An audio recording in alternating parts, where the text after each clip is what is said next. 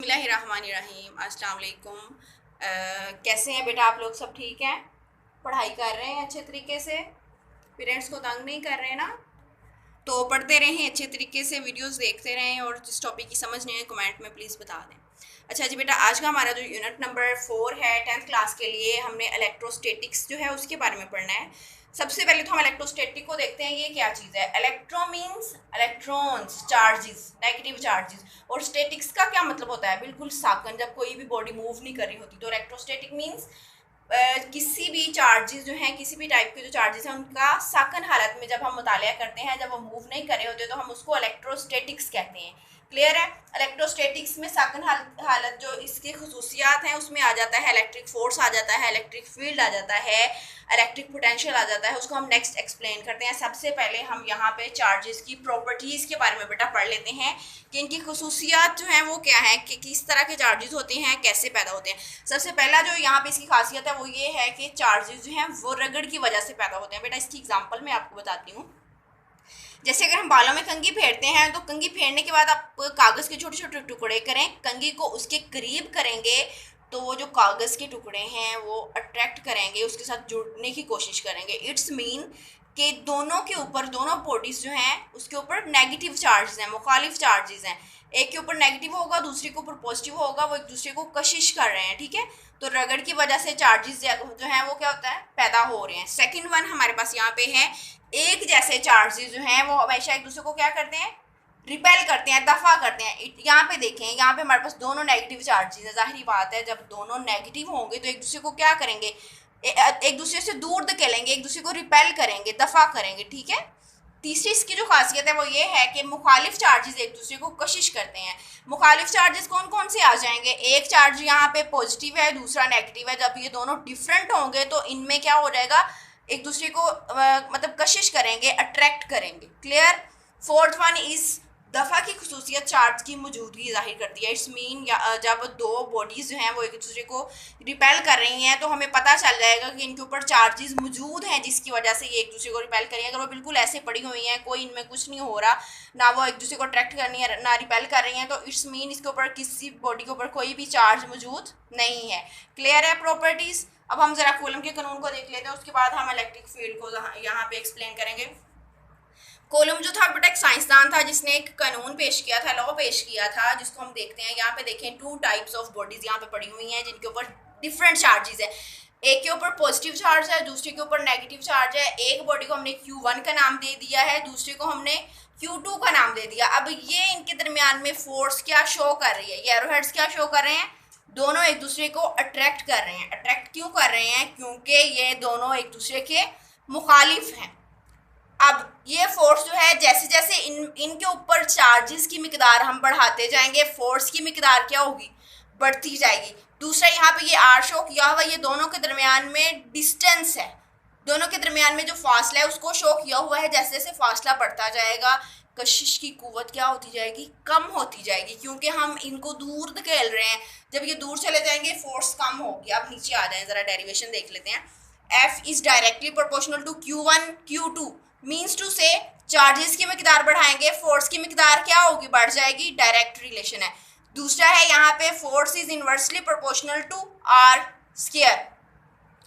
मतलब ये कि डिस्टेंस के मुरब्बा के इनवर्सली प्रोपोर्शनल है। जैसे जैसे डिस्टेंस बढ़ता जाएगा फोर्स क्या होती जाएगी, कम होती जाएगी। यहाँ पे थर्ड पे हमने दोनों इक्वेशंस को इकट्ठा करके लिखा है। ये हमारे पास इक्वेशन नंबर 1 है, ये हमारे पास इक्वेशन नंबर 2 है। जब दोनों को इकट्ठा करके लिख लेंगे तो हम लिखेंगे F is directly proportional to Q1 Q2 and inversely proportional to R square.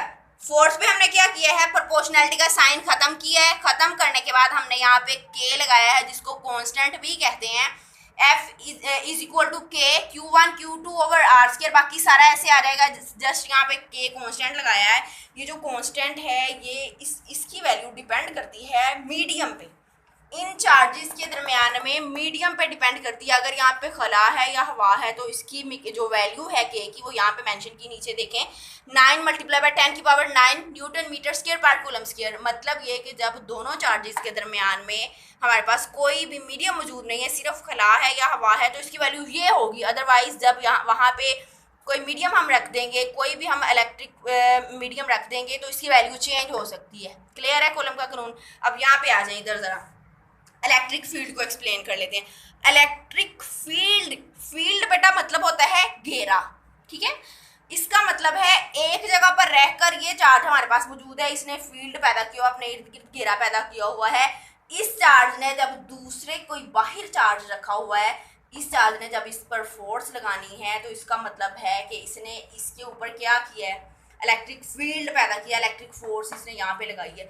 जो फोर्स ये इसके ऊपर लगा रहा है उसको हम कहते हैं इलेक्ट्रोस्टैटिक फोर्स, और इसकी वैल्यू भी वही है 9 × 10⁹ न्यूटन। क्लियर। अब इलेक्ट्रिक फील्ड का क्या मतलब है, किसी भी चार्ज का अपने इर्द गिर्द जो है वो ऐसा घेरा पैदा करना जहां पर रहते हुए वो दूसरे चार्जेस पर क्या कर रहा है, फोर्स लगा रहा है, ठीक है। अब आगे आ जाएं, जरा इंटेंसिटी देख लेते हैं। इलेक्ट्रिक फील्ड इंटेंसिटी क्या होती है। इंटेंसिटी का मतलब होता है शिद्दत।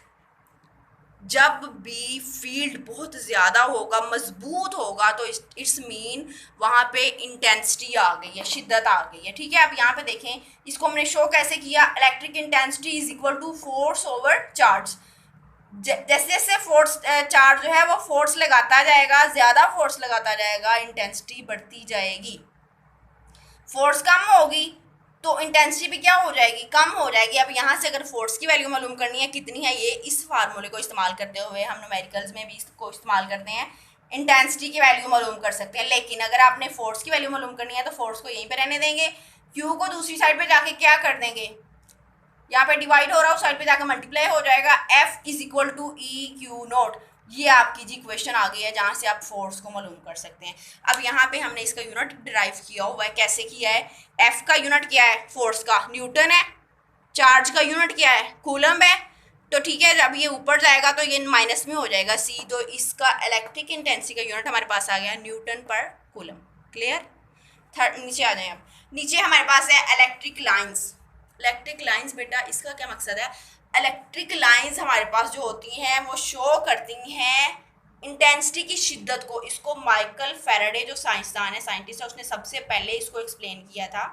उसने सिर्फ इलेक्ट्रिक इंटेंसिटी को शो करने के लिए इन लाइंस को जाहिर किया था। अब यहाँ पे देखें 2 टाइप्स ऑफ चार्जेस हैं, पॉजिटिव और नीचे कौन सा है, नेगेटिव चार्ज है, ठीक है।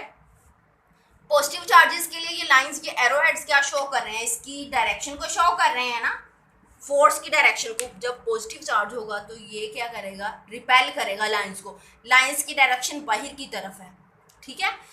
जब नेगेटिव चार्ज होगा तो ये अट्रैक्ट करेगा लाइंस को, तो इसकी डायरेक्शन देखेंगे अंदर की तरफ है मुड़ा हुआ। अब यहाँ पे देखें, जहाँ पे लाइंस एक दूसरे के करीब करीब होंगी, इट्स मीन इंटेंसिटी बहुत ज़्यादा है। जहाँ पे लाइंस एक दूसरे से दूर दूर होंगी, इंटेंसिटी वहाँ पे कम होगी, शिद्दत कम होगी। क्लियर है।